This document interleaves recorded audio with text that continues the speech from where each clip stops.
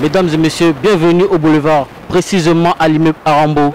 Ici, nous assisterons au communiqué de presse fait par le Premier ministre, chef du gouvernement, M. Julien Kogue-Bekale. Un point de presse qui portera principalement sur les modalités de mise en œuvre des mesures annoncées par le président de la République, Ali Bongo Ondimba. Il s'agit bien évidemment des mesures sanitaires, des mesures économiques et des mesures sociales. Le président de la République, chef de l'État, son Excellence Ali Bongo Ondimba, a présidé un conseil des ministres spécialement dédié à l'adoption des décrets d'application des mesures annoncées. Chers concitoyens, le président de la République, chef de l'État, son Excellence Ali Bongo Ondimba, a annoncé les mesures suivantes. Le confinement du Grand Libreville, le dépistage massif de la population et la création de 60 centres de tests sur l'ensemble du territoire. La prise en charge des factures d'eau et d'électricité pour les personnes les plus fragiles et économiquement faibles.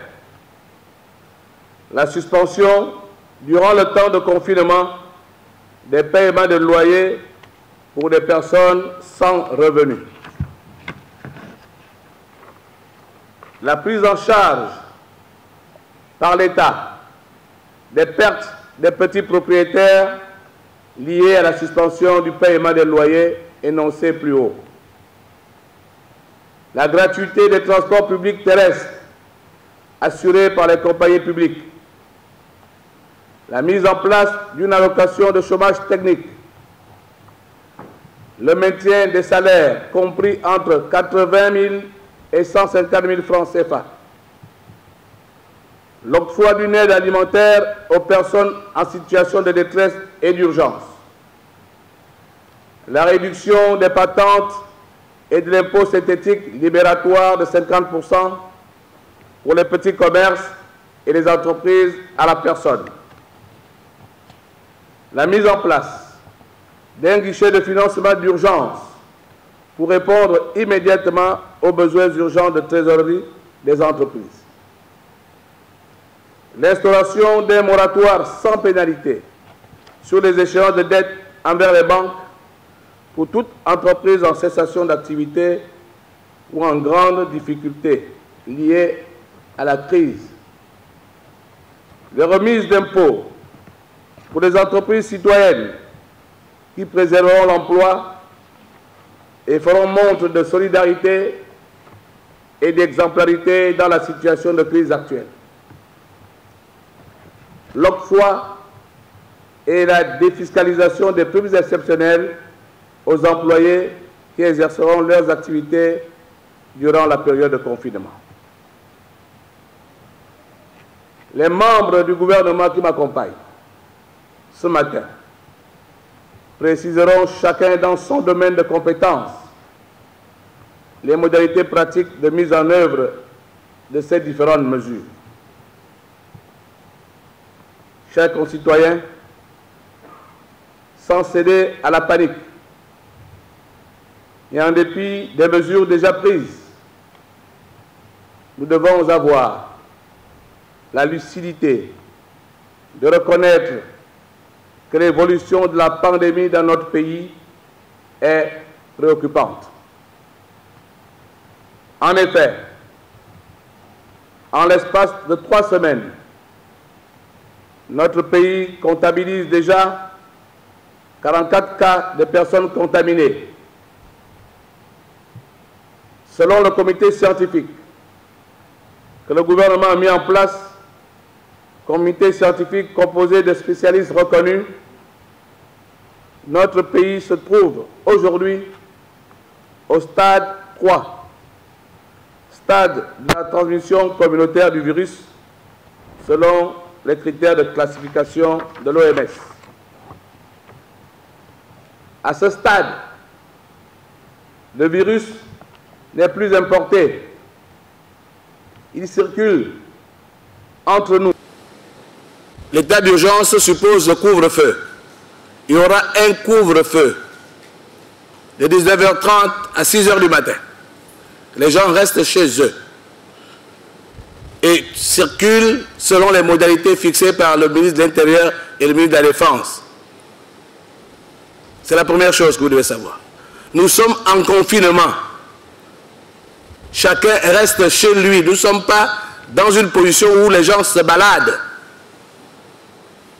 Et les services essentiels qui ont été identifiés correspondent bien aux préoccupations que vous avez évoquées. Sanitaires, alimentaires. Si une femme est en travail et doit accoucher, elle est malade. Donc elle va à l'hôpital. Nous allons mobiliser le SAMU social. Et le SAMU social sera appelé pour aller chercher cette femme dans le quartier où elle se trouve, pour l'amener à l'hôpital. Et nous espérons que ça ne dure pas trop longtemps. Et nous croisons les doigts, que ça ne dure pas trop longtemps. Ça va durer 15 jours, et nous prions que ça reste 15 jours. C'est ça la réalité, chers amis, chers compatriotes, chers concitoyens. Et il faut l'intégrer dans l'explication, dans la sensibilisation de ces questions. Parce que c'est inédit, c'est la première fois que le peuple gabonais va être confiné. On a eu des couvre-feux, mais des couvre-feux c'était la nuit. Dans la journée on circulait. Mais là on nous demande d'être chez nous la journée. C'est la première fois, c'est inédit. J'invite les Gabonaises et les Gabonais à rester chez eux pendant cette période de confinement.